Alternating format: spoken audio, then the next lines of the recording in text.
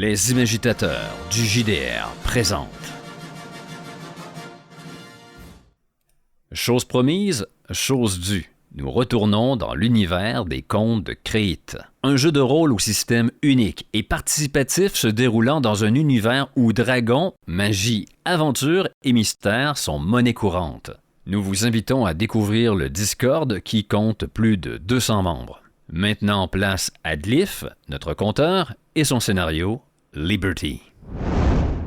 Adlo, Dlif. Bonsoir. Ça va bien, oui. Bonjour pour nous, bonsoir pour toi. Tout à fait. Belle conversation outre-Atlantique. Et c'est un retour dans les contes de Créite. On a tellement aimé que nous adoptons. Ça va bien, Angie? Oui, ça va très bien. Oui, c'est ça. Si on joue avec Glyph, c'est parce qu'on y a pris beaucoup de plaisir et on a décidé de récidiver avec notre ami, qui, étonnamment, n'a pas encore mort de nous. Ça va venir, ça va venir. À n'en point douter, ça viendra. Merci, Dlich. Et ce soir, on démarre une nouvelle aventure, un one-shot. Où je vais encore désacraliser une œuvre d'art, probablement. Non, arrête. Sois gentil pour une fois. Pas capable de faire un personnage doux et attachant. Et en parlant de douceur, tu es fait de plumes. On commence bien, là. Oui, je vais interpréter un naïlf qu'on prononce Glyph. Tout à fait. Est-ce qu'on présente nos personnages ou Glyph, tu nous fais commencer dans le feu de l'action? Je commence. Ensuite, ce sera votre tour. Ouais. Pour placer un petit peu le décor, nous allons jouer à une époque légèrement différente de la dernière fois. Une époque un peu plus avancée technologiquement. On va s'approcher du western. La poudre a été maîtrisée. Les premiers pistolets commencent à être présents dans tous les marchés d'armes. Ça fonctionne bien. La magie est très présente. Et justement, en parlant de magie, vous faites partie d'une organisation qui s'appelle la Guilde des Vœux du Chaos. C'est une guilde, un regroupement de mercenaires avec des personnes aux compétences très variées. Il y a des négociants, il y a des combattants, et ils peuvent résoudre toute forme de prime. Et il y a aussi vous deux. Je vous laisse vous présenter. Les plumes d'abord? Ah bon? Ben, t'étais bien parti. Oui, alors moi je vais interpréter Sodai, donc un naïlf qui se voit comme un poète, philosophe et historien. Bref, un épicurien qui aime ça profiter de la vie, des plaisirs et surtout des plaisirs de la chair. Et donc, oui, un personnage qui cette fois-ci va être plus proche de la magie. Qu'on retrouve dans les contes de Créite. Et je pense que ça fait pas mal le tour de ce que je peux dire pour l'instant là, à propos de Sodai. Visuellement, à quoi ressembles-tu? Ah, je crois qu'il y a une image. Ouais, mais pour ceux qui n'ont pas la couleur, là. Un oiseau, donc c'est un oiseau humanoïde, c'est un plumage blanc en grande majorité avec les mains et les pattes rouges, également un rouge près des yeux, là, comme un coq un peu si on veut, et toujours habillé à la façon d'un érudit, et il a toujours avec lui un livre. Et il n'est pas rare qu'il s'arrache une de ses plumes afin d'y coucher quelques mots. Comme c'est pratique. Et un coq, comme je ne suis pas surpris. De mon côté, je vais jouer un hymne. Je suis Lima. Lima est un grand gorille, au poil noir, qui recouvre littéralement une montagne de muscles. Même avec sa démarche le voûté, là, je dois faire dans les 1,70 m de haut, et peser là, dans les 270 kilos. Son visage est l'expression d'une colère continue et contenue, en apparence. Pour ceux qui le connaissent vraiment, ils savent que c'est seulement son expression faciale habituelle. En fait, Lima n'a qu'un seul visage, celui de la sévérité. Un héritage peut-être de son passé trouble, assurément, mais surtout du poids de sa culpabilité. Lima est toujours en mission. Lui qui s'impose une vie de perdition pour acheter ses fautes passées. Il n'y a qu'une seule percée de soleil dans sa vie. Un nom, une personne, Caligate. Celle qui m'a retrouvé dans les salles caniveaux pour me faire entrer dans la guilde des vœux du chaos. On commence par ça. Très bien. Et aujourd'hui, nos deux compères, Lima et Sodai, vont se retrouver pour faire ensemble une prime. Qu'est-ce qui les a poussés à prendre ce contrat-là ensemble? Ce n'est peut-être pas de mon fait. En fait, j'aurais peut-être même voulu esquiver Sodai. Dis-moi, on n'a jamais travaillé réellement ensemble. On se connaît, bien sûr. Et d'une certaine façon, nous sommes liés par l'entremédiaire d'une personne. N'est-ce pas, Sodai?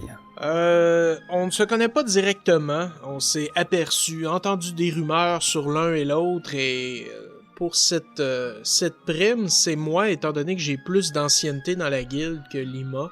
C'est moi qui ai fait la demande d'être mis en partenariat avec lui sur cette mission. J'ai usé de mon influence afin que cela se fasse. Et j'aime mieux pas en dire plus pour l'instant. Très bien. Vous allez donc tous les deux être lancés sur une mission d'apparence très simple, et qui pourtant n'est pas accessible pour les nouveaux. On refuse pas mal de gens quand ils voulaient prendre cette prime, mais vous deux, on s'est dit que ça le ferait peut-être. En théorie, vous devez simplement aller dans une vieille ville qui s'appelle Liberty, et là-bas, vous devez récupérer une lettre. C'est tout simple. Qu'est-ce qui pourrait mal se passer? Bah déjà le partenaire, ça chicote, Lima. C'est bien la dernière personne que j'aurais choisie pour une mission, surtout en ce moment. On se retrouve à quel endroit? Vous allez donc arriver dans la ville de Liberty. Le voyage pour arriver ici a été très long. Il a fallu prendre des chevaux de relais en relais, puis les poser, marcher dans le désert, des heures et des heures. Le soleil est cuisant, le sable est brûlant, mais vous arrivez aux portes de la ville, Liberty. La majorité de la ville est effondrée sur elle-même, une vraie ville fantôme. Mais quelques bâtiments tiennent debout. C'est une ville de western assez classique, il y a un saloon, le bureau du shérif, une banque, une prison. Ça, c'est les bâtiments qui tiennent debout. Et vous venez d'arriver, sur le pont, avec le panneau de la ville, Liberty. Écoute, je plains le canasson qui a dû transporter le fier Lima. Donc, on me voit le récompenser. J'ouvre un sac rempli de carottes et je nourris l'animal. Alors que on détaille la ville au loin. Un trajet qui a été surtout pénible par le silence. Lourd, pesant. Du moins du côté de Lima. Du côté de Sodai, je ne suis pas certain qu'il a su garder le bec cloué. Est-ce que je me trompe, Sodai? En fait, oui, Sodai habituellement est très verbomoteur, mais là, non, Sodai t'a regardé en coin tout le trajet, pesant un regard lourd sur toi, de jugement, et il t'évalue des pieds à la tête sans arrêt, et tu ressens ça sur toi. C'est assez étrange. En tout cas, c'est pas du tout fidèle à ce que t'as entendu sur moi. Et donc, pendant que tu nourris ton cheval, je vais m'adresser à toi. Eh bien, Lima, je vois que vous êtes capable de prendre soin des autres lorsqu'il se doit. Vous décidez enfin à ouvrir le bec. Je ne suis pas cote-l'œil, l'ami. Je suis certain que vous avez joué de vos relations pour que je me coltine votre présence. Vous êtes derrière tout ça? Eh bien, je ne peux le nier, Lima. J'ai joué de mes influences afin que nous soyons ensemble sur cette mission. Une simple mission, mais qui, j'espère, me permettra de cerner l'individu que vous êtes et séparer les rumeurs de la réalité en ce qui vous concerne. Il en serait peut-être de même pour moi. En arrivant à cette ville qui est Liberty, je propose que nous nous arrêtions au saloon. D'abord pour nous désaltérer, et ensuite pour évaluer la population qui s'y presse. Et qui sait, peut-être rigolerons-nous. Là, vous ne me surprenez guère. Et là, j'avance en roulant des hanches, en me faisant aller mon cul de poulet. Je reste près de mon cheval et je te détaille, je te regarde, alors que tu avances vers cette ville en ruine. Eh oui, je vous aurais cru à faire la fête dans quelques poulaillers, à égayer la basse-cour de votre présence oisive. Sodai, moi aussi, j'ai entendu des choses à propos de vous, et je m'étonne de vous voir ici. Habituellement, vous volez vers des missions plus joyeuses que celle-ci, selon votre réputation, bien sûr. Et là, tu entends que je te suis de ma démarche lourde, alors que mes poings viennent frapper le sol pour avancer. Tu vois que je ne réponds même pas à ce que tu viens de me dire, faisant plutôt un et j'ouvre mon livre, prends une plume et note des choses. Comme si ma réponse muette était transcrite sur une feuille. Lima se rembrunit que davantage, s'enfermant dans son silence, alors que tu es maintenant baigné dans son ombre immense, alors que je te suis. Que savez-vous de cette ville? On vous dit érudit, non? Eh bien là, je me tourne vers Glyph, et que sais-je de cette ville? Eh bien, Liberty, on n'en sait rien. C'est une ville qui n'est quasiment pas marquée sur les cartes, tellement elle a été peu pertinente dans l'histoire. Avant, c'était un lieu de passage et une ville très touristique, mais aujourd'hui, plus rien. Elle a été désertée et la plupart des habitants sont partis. Vous êtes peut-être la plus grande nouveauté qu'elle ait connue depuis peut-être des années. Voilà tout ce qu'on sait sur cette ville, Lima. À qui peut bien s'adresser cette lettre? Rappelle-moi, Glyph, est-ce qu'on va chercher une lettre ou on va porter une lettre? Très précisément, votre mission, c'est de trouver la lettre du coffre. Vous ne savez pas ce que ça signifie et vous n'avez pas plus d'informations que ça. Cette mission est presque une énigme. Votre choix qui s'est versé vers moi n'est peut-être pas le bon. J'arrête ma démarche, je regarde un peu mes mains massives, ces mains comme recouvertes de cuir tellement elles sont épaisses et forgées pour frapper. On me choisit plutôt pour des missions un peu plus rudes et non des enquêtes. Et vous le savez très bien, vous avez manqué de discernement, Sodai. Vous avez fait passer vos intérêts personnels avant les intérêts de la guilde. Mais pas du tout, Lima. C'est là que vous vous trompez. Voyez-vous, je crois fortement qu'il y a une fleur en chacun de nous et que la vôtre ne demande qu'à fleurir. Et c'est en vous menant dans une mission comme celle-ci qui vous sort de votre confort que vous allez pouvoir enfin vous épanouir. Enfin, je l'espère pour vous. Vous voyez des fleurs où il n'y a que des champs de mort. Si vous connaissez les rumeurs à mon sujet, vous connaissez mon passé. Il se peut que les fleurs fleurissent sur le fumier et sur les terres brûlées. Mais j'ai peu d'espoir pour moi. Et là, peut-être que je prends les devants, fatigué de ta vue, et j'avance, un peu plus rapidement vers cette ville. Et pendant ce temps, dans mon livre, je note... pessimiste. C'est un tableau bien sombre qui est dépeint de votre arrivée.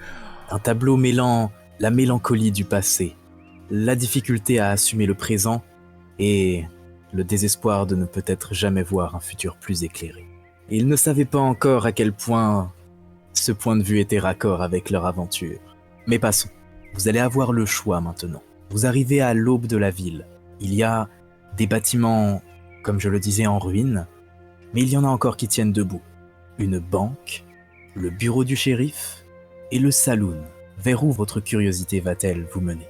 Jusqu'ici, Glyph, dis-moi, avons-nous aperçu un quelconque signe de vie? Oh oui, la première, c'est votre partenaire. Alors elle ne vous plaît peut-être pas, mais elle est là. Et la seconde, beaucoup plus tragique, ce sont ces quelques vautours qui depuis déjà 10 km vous ont repéré et tournent en cercle au-dessus de vous, attendant que la fatigue et le soleil vous fassent tomber à terre. Ah, je suis entouré de joyeux volatiles. Au saloon, disiez-vous. Et là, je J'écarte les portes du saloon pour laisser entrer Sodaï. Après vous. Et j'entre comme si un serviteur m'ouvrait la porte et m'annonçait je suis là, la tête et le cou tendu vers l'avant. Et j'entre à l'intérieur, laissant mes yeux s'habituer à la pénombre du salon. Ne prenez pas trop plaisir au service. Et en passant, je vais donner un petit coup de fesses à Lima qui va recevoir une coupe de plumes. Lorsque vous entrez, la première personne que vous apercevez, c'est le barman, en train de s'occuper de ses verres et de ses bouteilles. Il lève la tête vers vous, il fait « Tiens, mais des étrangers ?» et il écarquille les yeux, comme si il voyait un fantôme du passé. Eh bien, dis donc, on n'a pas de la visite souvent.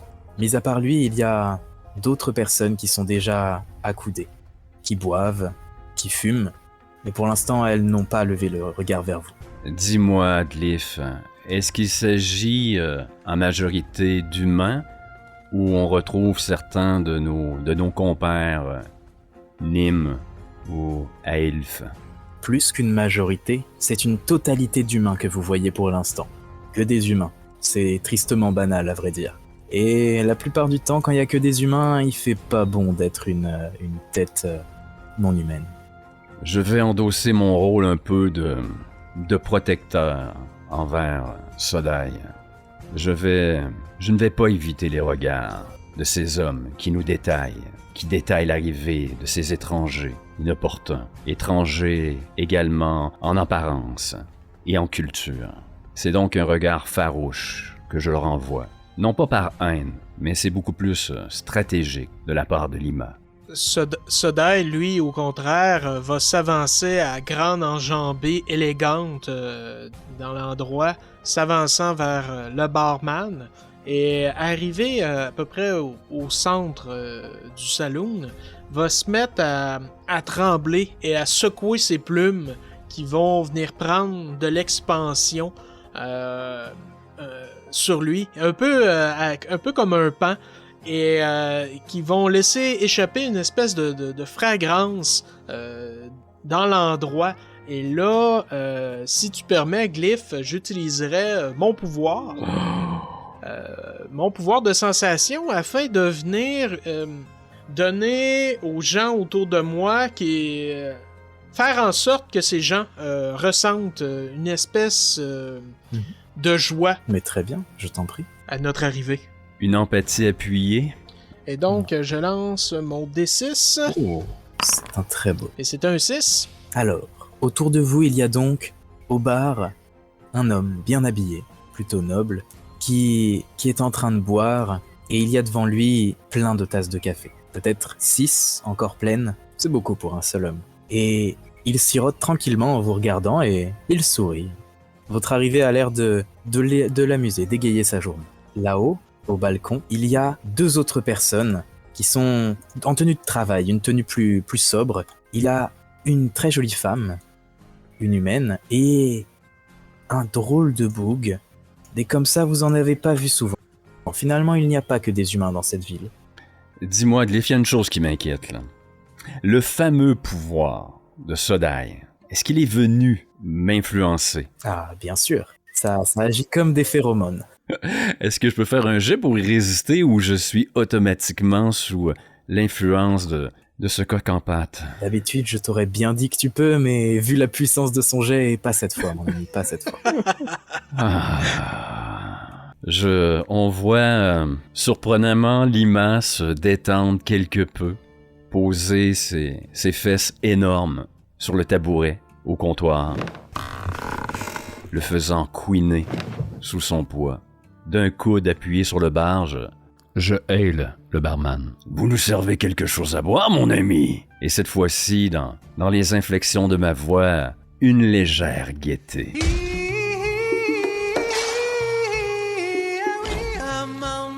Et bien sûr, messieurs. Et qu'est-ce que vous boirez alors? De l'alcool? Du café? Du lait? De l'eau? Moi et mon ami, nous allons prendre votre alcool, votre spécialité, si on veut. On est ici afin de goûter au plaisir que peut offrir votre ville et vos gens. Si vous permettez Sodai, je préférerais le lait. Allons. Je n'ai jamais vu personne se dérider avec du lait. Buvez donc avec moi, afin que nous puissions enfin parler ouvertement tous les deux. Alors que j'ai renoncé à l'alcool curieusement, malgré moi, j'acquiesce de la tête. Il fait chaud en plus.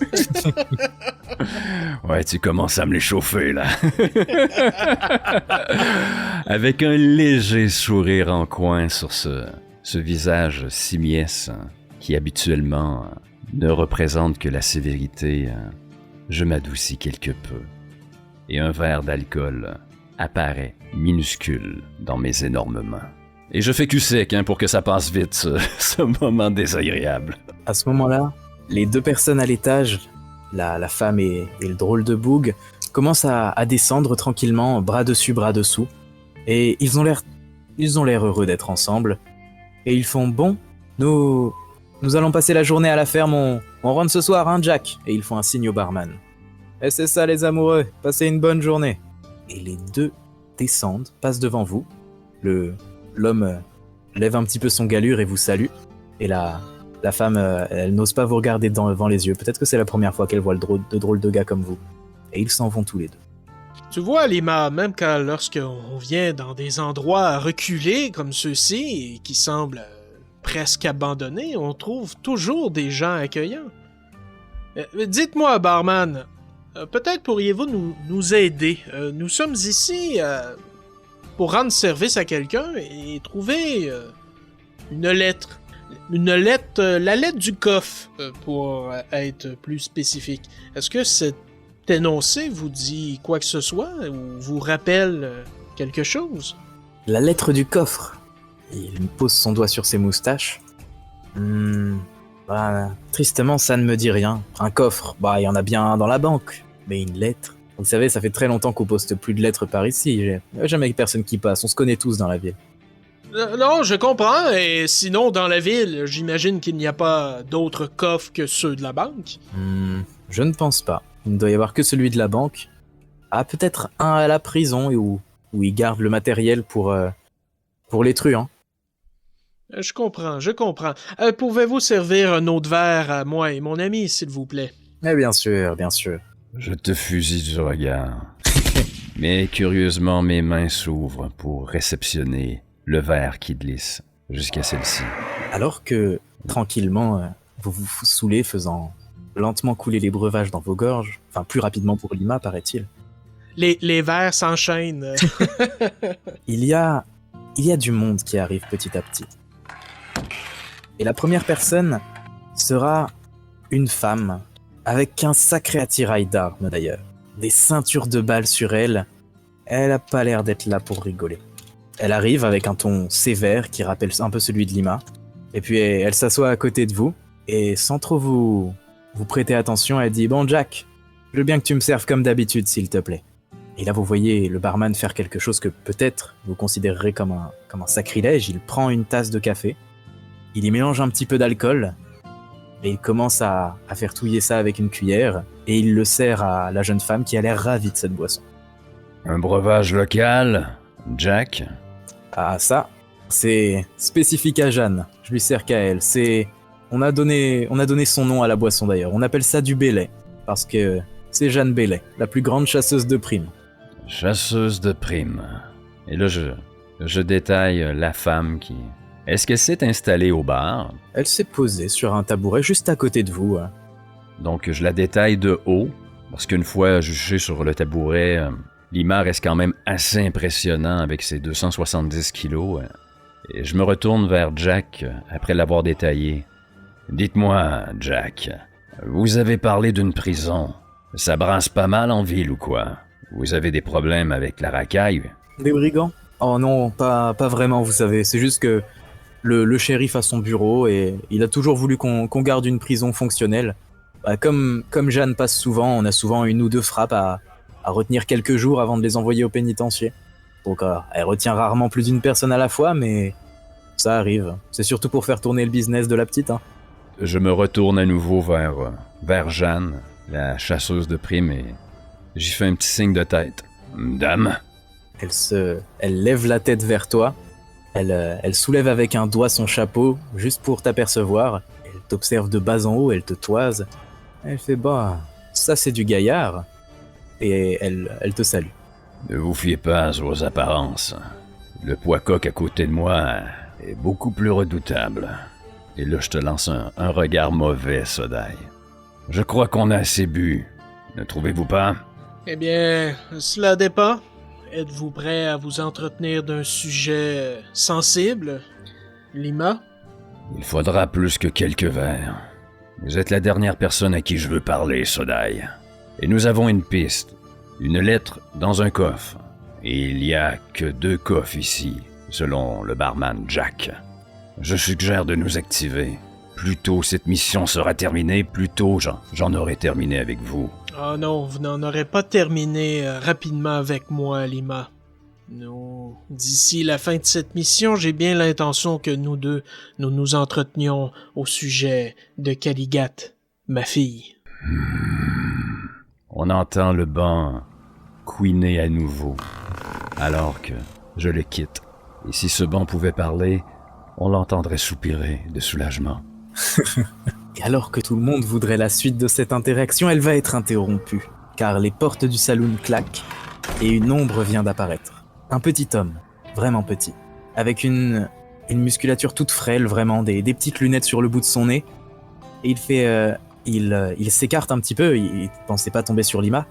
Il fait « Oh, pardon, j'ai failli vous bousculer, excusez-moi ». Et il se penche sur le côté pour voir derrière. Il fait « Jack, tu peux me mettre un café rapidement s'il te plaît, il faut que je retourne travailler ». Et il se dirige vers le comptoir en faisant un petit signe d'excuse auprès de Lima. Je me retourne vers Sodai qui fait encore le pain au bar.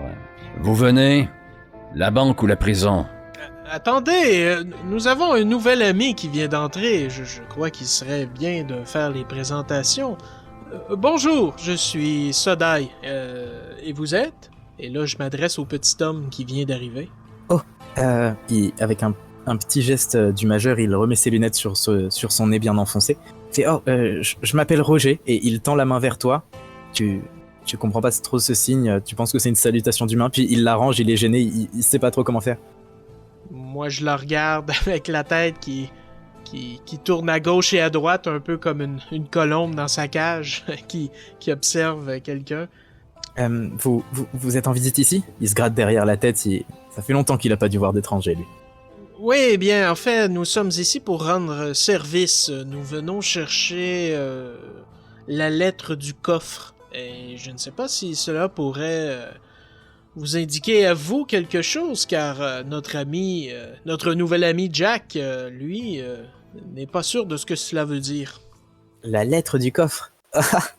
Ah bah ça non. Bah doit y avoir qu'un seul coffre dans ma ville, c'est celui de ma banque, et puis ça fait un bon moment qu'il est vide, vous savez. On est vraiment que nous 7 dans cette ville. On n'est pas bien nombreux.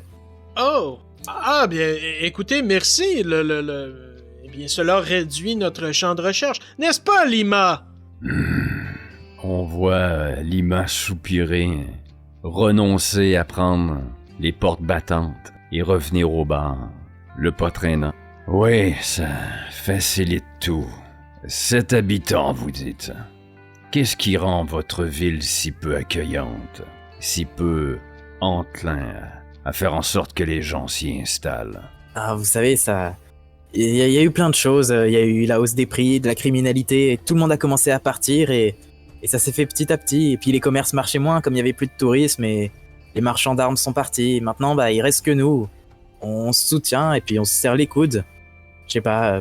Peut-être qu'on partira tous ensemble, ou peut-être qu'on restera ici jusqu'à creuser nos tombes, je sais pas trop. En tout cas, moi je me plais bien dans cette ville. Les clients n'ont pas l'air à se bousculer pour aller déposer de l'argent dans vos coffres. Quel intérêt de rester? Ah, vous savez, il y a les copains, il y a à boire, à manger. Ah, je sais pas trop, le folklore, l'habitude, la nostalgie. Et puis, c'est dur de se bousculer, moi, je suis là depuis plus de 20 ans. Une sorte d'incompréhension se dessine sur les traits de Lima. un peu de difficulté à comprendre ces gens qui se contentent de si peu. Lui qui fut l'ex-commandant d'un grand conquérant, d'un tyran. On lui faisait miroiter un avenir brillant, un monde de richesse et de merveilles. Je n'ai rencontré que des illusions, du sang, des massacres et encore du sang. Un passé à laquelle j'ai tourné le dos. En tout cas, messieurs, sans vouloir vous déranger, moi, je prends mon café puis je retourne bosser. Au plaisir de vous recroiser, en tout cas. Et il prend sa petite tasse et il repart. Au plaisir, l'ami! Bon, Lima, je crois qu'il ne nous reste plus qu'un endroit à faire, et c'est chez le shérif. Je propose qu'on s'y rende immédiatement afin de nous acquitter de notre tâche. Et peut-être que le shérif sera ouvert à nous ouvrir son coffre. Il le faudra bien. Attention, Lima, s'il refuse, il ne faudra pas en venir immédiatement à la force. On parle quand même de représentants de la loi, même si ce ne sont que des humains. Les rumeurs que vous avez entendues à mon sujet, vous ne devriez pas vous y fier. La violence, c'est mon passé, et c'est derrière moi. Et à ces mots, la porte du saloon s'ouvre en fracas, alors que je t'invite à sortir. Et donc, je crois qu'on sort tous les deux et on peut nous voir déambuler dans la rue en cherchant l'insigne du shérif sur un panneau. Vous ne devriez pas user de votre pouvoir ainsi sur les gens. C'est une forme de manipulation, Sodai. Écoutez, vous utilisez votre pouvoir afin d'avoir le dessus en combat. Moi, je le fais afin d'avoir le dessus en ce que je pourrais dire une recherche d'informations. Voyez-vous, cela nous a été beaucoup plus facile de savoir ce que nous voulions que arriver dans ce bar où tous les gens nous auraient pris à rebrousse-poil. Je n'ai rien fait de mal, ils sont tous de bonne humeur. C'était contre leur volonté. Et moi, lorsque je juge de ceci, et là il montre l'un de ses points, ce n'est jamais par choix, Sodai. Eh bien, peut-être qu'il y a une partie de vous que vous n'acceptez pas encore, Lima. Peut-être que, au fond de vous, vous tentez d'éviter votre vraie nature. Ma nature? Oui. Regardez-moi, Sodai! Tout en muscles, tout en force. Une force que vous vous refusez pourtant d'utiliser.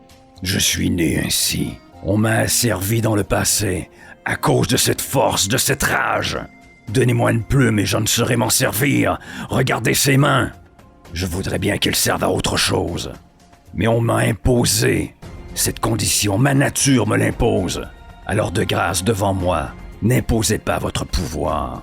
Bien qu'il fasse naître des sourires, n'imposez pas votre pouvoir aux autres. En dernier recours, Sodai. Et je continue d'avancer. Vous allez donc arriver vers le bureau du shérif. Il y a une grande insigne ici, et aussi quelques barreaux aux fenêtres. La prison est sûrement collée à son bureau. Vous y arrivez et tout semble fermé.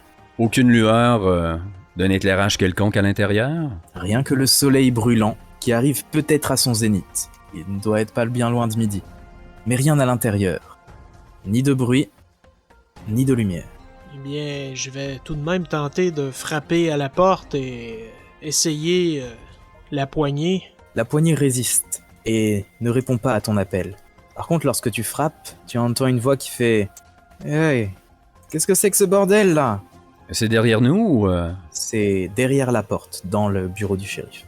Excusez-nous, nous voudrions nous entretenir avec le représentant de la loi de ce magnifique village. Ah, le shérif. Ouais, bah il est parti. Oh, puis vous l'avez loupé de pas grand-chose, hein, à peine 15-30 minutes. Non, là, il va pas repasser tout de suite, je sais pas où il est allé. Et à qui s'adresse-t-on en ce moment? Ça, mon ami, Luciane, enchanté.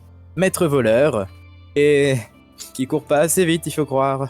Oh, donc je dois en déduire que vous nous parlez depuis derrière les barreaux. Tout à fait. Eh bien, Luciane, vous qui devez avoir le regard aiguisé, étant donné votre profession, avez-vous pu apercevoir l'intérieur du coffre du shérif? Il vous répond avec sa voix de jeune homme. De quoi? Le coffre du shérif?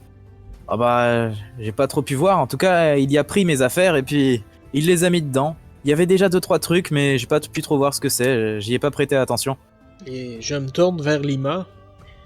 Eh bien, je crois que nous sommes devant un cul-de-sac. Ou nous partons à la recherche de ce shérif ou nous l'attendons ici. Le soleil est au zénith, il tape fort. Je suis pour l'attendre ici, sous le porche, à l'abri du soleil. Ou nous pourrions toujours retourner au saloon afin de boire quelques verres. Est-ce que je suis encore favorable aux belles idées de Sodai et de Leaf? L'influence du sort est maintenant passée. Très bien. Une lettre dans un coffre. Une gang de miséreux, oisifs à ne rien faire dans un saloon. Le dernier coffre est derrière cette porte. Je ne vois pas trop l'intérêt de retourner au saloon. Jusqu'ici, votre attitude, Sodai, n'a pas fait démentir les rumeurs que j'ai entendues sur vous. Alors que vous alliez vous heurter à cette décision, que faire alors? Vous entendez comme un craquement, mais un craquement qui ne vient ni de l'extérieur, ni de vos oreilles, mais quelque chose craque en tout cas. Vous vous retournez. Je pensais que c'était mes nerfs qui craquaient à propos de Sodai, tu me rassures. Tu n'es pas au bout de tes peines. Et au-dessus de la banque, un vortex de plusieurs lueurs est en train de se former, comme si la lumière était distordue, comme si de l'énergie se rassemblait et semble arracher tout autour. Tu entends les dernières paroles que tu as prononcées qui résonnent dans ta tête, mais comme si elles étaient parlées à l'envers. Et alors que tout se mélange dans ta tête, le son, l'image, d'un seul coup, vous reprenez tous les deux conscience et tout va bien. Le soleil est plus bas qu'avant et vous êtes à l'entrée de la ville avec vos chevaux, devant le panneau Liberty sur le pont. Interloqué, je regarde Sodai. Est-ce que j'ai mémoire de ce qu'on a vécu à l'intérieur de cette ville? Vous avez toute votre mémoire. Bien, moi, tout autant interloqué, je regarde Lima. Eh bien, si cela n'est pas une raison suffisante pour aller prendre un verre au saloon, je ne sais pas ce qu'il vous faut. C'est votre conception du paradis, ça? Prendre des verres à répétition? Mais qu'est-ce que ça signifie? Il fait chaud et écoutez, on peut bien prendre du plaisir même si on est en plein travail, mais là je propose que si vous le vouliez bien que nous retournions en ville et je ne sais pas ce que ce vortex veut dire, mais le soleil est plus bas et donc il s'est passé du temps. Dis-moi, Dleaf, je vois que Sodai semble comme minimiser un peu l'expérience qu'on a vécue, mais pour mon personnage, pour Lima, ce fait de revivre comme si on était dans une espèce de boucle temporelle, de retomber au début alors que nous arrivions devant cette ville en ruine, est-ce que c'est quelque chose de surprenant? Est-ce que c'est des vortex? Est-ce qu'on a déjà vu ce genre de phénomène? Bien que, ici, la magie soit très présente dans cet univers, il est assez rare de voir des manifestations aussi grandes. Et surtout, il est encore plus rare d'en voir sans connaître de magicien ou de savoir le but précis. Donc non, c'est très très rare, et il est possible que tu en aies croisé dans ta carrière, mais ce n'était jamais bon signe. Sodai, alors que nous étions à quelques mètres de ce coffre, une force, une magie nous fait rebrousser chemin. Et vous me proposez un verre? Je vous savais de par les rumeurs oisifs, distraits, dissipés, indisciplinés. Mais là, vous vous surpassez, mon ami. Et vous, pour un gros gorille, vous parlez beaucoup. Allons-nous rester là, sous le soleil, tout le temps, à se tirer la pomme, ou nous allons enfin entrer dans cette ville et savoir ce qu'il en retourne? Je propose d'y retourner, mais pas au saloon. Pas de revivre cela, mais d'aller directement voir le shérif. Alors qu'on est sur nos chevaux, je vais peut-être un peu piquer des talons pour faire avancer ma vieille canne et nous allons progresser vers la ville. Bien désireux d'aller directement au bureau du shérif alors que nous connaissons maintenant son emplacement. Très bien. À moins que Sodai agite de ses plumes dans une autre direction. Lima, lui, est bien décidé terminer cette affaire promptement. Non, je vais accompagner Lima jusqu'au bureau du shérif, mais j'ai bien l'intention de me rendre au saloon le plus rapidement possible. Afin, pas seulement de boire et de profiter de la vie, mais également d'avoir les témoignages des gens qui s'y trouvent. Oh, ce n'est qu'une apparence, ta désinvolture. Non, un n'empêche pas l'autre, tout simplement. Bien. Après réflexion. Sodai, rendez-moi un service. N'agitez vos plumes et votre pouvoir qu'après avoir établi un premier contact. Laissez une chance aux gens, s'il te plaît. Si ils ne répondent pas favorablement, alors là, vous aurez tout le loisir de vous agiter. Le pouvez-vous? Non, mon ami, je ne ferai nulle promesse en ce sens, puisque, à mon âge, j'ai toujours vécu ainsi, et je ne vois pas pourquoi je ferais autrement, tout simplement pour vous accommoder, parce que vous n'êtes pas à l'aise. Vous n'êtes pas à l'aise avec les émotions que vous ressentez et que vous voyez autour de vous. J'ouvre mon livre et prends des notes. Je le note. La police des sentiments. Bien. Vous arrivez donc face au bureau du shérif. Et cette fois, vous voyez derrière vous, lorsque vous prenez l'embranchement pour aller vers le bureau, comme si quelqu'un vous suivait, vous vous retournez et sur son canasson, il y a la chasseuse de primes, Jeanne, qui avance tranquillement dans la même direction de vous. Elle est seule, elle ne traîne pas le jeune voleur avec elle? Ah, si tu prêtes une attention, alors sur la croupe de son cheval, chargé tel un sac de patates, il y a effectivement un jeune homme. Si c'est lui le maître voleur, alors il fait pas le figure. On va tout de suite tester à savoir si la dame nous reconnaît. Rebonjour, dame Jeanne. Elle te regarde, te toise de haut en bas, elle dégaine sans attendre son revolver, elle le pointe sur toi. Elle fait « Écoute bien mon gorille, j'ai pas le temps, et je sais plus d'où on s'est croisés, mais là non. Je viens chercher une prime, et si tu veux pas que je t'ajoute tout de suite au tableau de chasse, tu vas me laisser passer bien gentiment. » Je me retourne très calmement vers Sodai. Là, c'est peut-être le temps d'agiter vos plumes, là. Ah, là, c'est le temps que j'agite mes plumes. Eh bien... Et à mon tour de regarder la dame. Écoutez, madame, vous pouvez ranger votre arme. Vous n'avez pas à nous tirer dessus. Il n'y a pas de prime sur notre tête.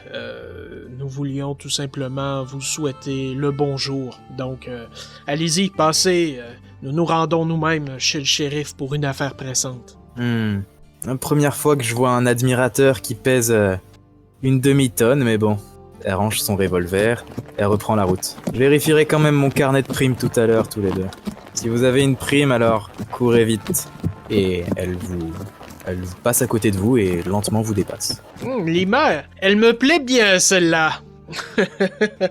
Clairement, c'est la première fois qu'elle nous voyait. Oui. Ce vortex nous est tout destiné. Sodai. Oui, c'est effectivement très étrange. Et ce vortex qui a lieu justement au-dessus du bureau du shérif au moment où nous y sommes. J'essaie de trouver quel est le lien avec cette lettre. Mais poursuivons. Peut-être aurons-nous nos réponses une fois chez le shérif. Lima ne presse pas le pas. Je veux quand même voir apparaître, en tout cas j'aimerais voir apparaître le shérif sur le pas de sa porte en train d'accueillir Jeanne. Très bien.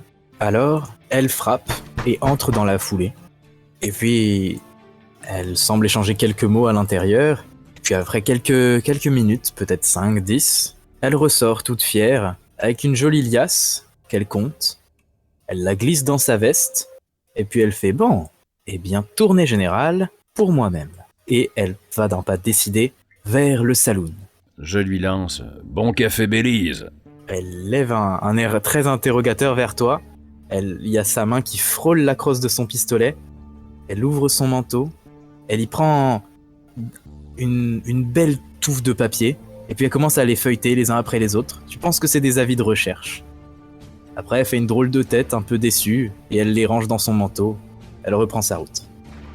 Décidément. Étonnamment et tristement, mon ami, vous ne faites pas partie de ces primes. Elle est trop jeune pour se rappeler qui j'étais. Allez, allons voir le shérif. Vous avancez tranquillement vers le bureau du shérif, Et alors que vous alliez rentrer, lui sort et fait « Oh bah, bonjour messieurs. Je ne peux m'empêcher d'avoir un œil circonspect au-dessus du bâtiment du shérif, m'attendant à voir apparaître un vortex à tout moment. Ma crainte, c'est que ça tourne en boucle. Bonjour, shérif. » Bonjour messieurs. Comment je peux vous aider?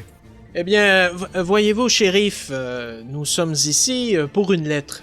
Une lettre qui se trouverait vraisemblablement dans votre coffre. C'est tout simplement que, voyez-vous, nous faisons partie d'une guilde. Mhm. Et donc, nous avons été engagés afin de retrouver cette lettre, qui vraisemblablement serait en votre possession. Tiens donc. Nous œuvrons pour la guilde des vœux du chaos. Nous devons l'avouer, les termes de cette prime ne sont pas vraiment clairs. Nous cherchons une lettre dans un coffre. C'est les seules consignes que nous avons eues, et le lieu est cette ville. Pouvez-vous nous aider? Ah bah mes gaillards, vous avez pas l'air sorti de l'auberge. Ouais, je devais partir, mais bon, ça va pas me prendre bien longtemps. Entrez donc. Il ouvre un peu grand la porte. Ça va être plié vite fait de façon cette affaire. Alors, mon coffre, il est pas bien grand. Il s'approche de son bureau et il l'ouvre avec une petite clé. Alors... Si je ne m'abuse... Oui, voilà. Il a ouvert son coffre. Alors ça, c'est les affaires de l'autre brigand. Voilà, une arme. Ah bah oui. Ah bah dis donc, une lettre. Ah bah vous avez bien de la chance. Bah écoutez, je sais pas depuis combien de temps elle est là, mais je pense que j'en ferai rien. Donc bah, je peux vous la remettre, hein. Tenez. Et il vous tend la lettre. C'est sans doute Sodai qui... Oui, je m'en empare prestement, avec ma serre. En apparence, est-ce que le papier est jauni? Est-ce que ça semble récent ou ça semble daté? Eh bien, vous prenez le temps de regarder un petit peu le contour de l'enveloppe. L'enveloppe a l'air d'être là depuis longtemps, oui. Les bords sont cornés, presque brunis par le temps et l'humidité, par la moisissure même. Vous savez pas trop ce qui restera de la lettre à l'intérieur, mais ça a l'air d'être là depuis longtemps. Il y a quelque chose d'écrit? Écoutez, notre mission n'est pas de la lire, mais de la ramener. Et donc, je propose que nous partions maintenant, sans attendre qu'un vortex se matérialise au-dessus du bureau du shérif. Ne croyez-vous pas? Je sais bien qu'il n'y a que 2 coffres dans cette ville, mais sommes-nous sûrs d'avoir la bonne lettre? Et quand bien même nous la lisions, mon ami, qu'est-ce qui nous dirait que c'est la bonne lettre? Bah, si c'est une recette d'omelette, ça nous donne un sacré bon indice que c'est pas la bonne lettre, non? Non, justement, peut-être que notre employeur est un fin gourmet et que c'est une recette perdue de sa famille. Que sais-je? Nous ne savons même pas qui nous a engagés, donc... Écoutez, merci, shérif. Nous allons régler ça ensemble, mon collègue et moi, à l'extérieur. Je ne crois pas que, pauvre de vous, vous ayez à subir nos divergences d'opinion. Ah bah, ça m'arrange. Moi, j'ai affaire aujourd'hui. Et du coup, il vous reconduit à l'extérieur. Il prend son manteau au passage. Il a l'air bien chargé. Il a 2 ceintures de balles, un revolver à sa ceinture, un couteau dans sa botte, un fusil dans le dos. Vous savez pas où il part, mais il y va pas pour cueillir des fleurs. Moi, j'ai pris la peine de saluer d'un hochement de tête le jeune voleur derrière les barreaux avant de quitter le bureau du shérif. Le voleur, il lève la tête vers toi et il a un petit peu peur de ta carrure, mais il te rend ton salut, probablement par peur de se faire ranger toutes les dents du même côté.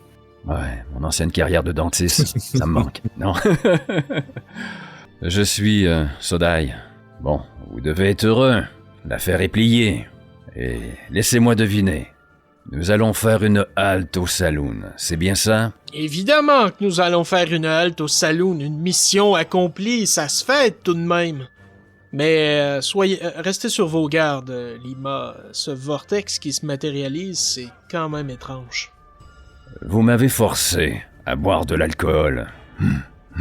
Puis-je me contenter de mon lait, Sodai? Bien sûr, mais à cette température, je doute que votre lait soit bien frais, mais... Faites donc. Je crois que je commence à jeter l'éponge en ce qui vous concerne. Merci. Et alors que, tout doucement, vous vous dirigez vers le saloon, finalement, cette quête n'était pas si dure, et puis... C'était pas si terrible de scoltiner l'autre emplumé, ou l'autre poilu. Tout a l'air d'aller bien. Une fin de journée avant même midi. Ah bah ça c'est rondement mené. À moins que... Et là vous entendez, vers la banque, crier « Attendez! Hé, qu'est-ce que vous faites ?» La voix fébrile du banquier qui appelle un petit peu à l'aide. « Oh, attends, non, calmez-toi! Hé !» Et un coup de feu qui retentit, qui résonne dans les murs de la ville. Et là, un grand silence. Quelques vautours appelés qui viennent par nuées. Et alors que tout le monde commence à se demander ce qui se passe, le barman sort, et là, une sensation de déjà-vu. Oh oui, et ces lumières qui recommencent. Ce vortex. Vous réentendez le coup de feu, mais à l'envers, à l'endroit. Fille, c'est l'heure de dangereuse. Et les dernières paroles que vous avez dites qui résonnent, et puis finalement... Vous voilà devant la ville. Devant ce panneau. Liberty. Non! Et voilà ce qui complète la première partie de cette aventure écrite et menée par Glyph dans l'univers des contes de Crete. Les imagitateurs t'invitent pour la suite d'ici peu, et d'ici là, brasse ton JDR, imagite ton JDR. Ciao!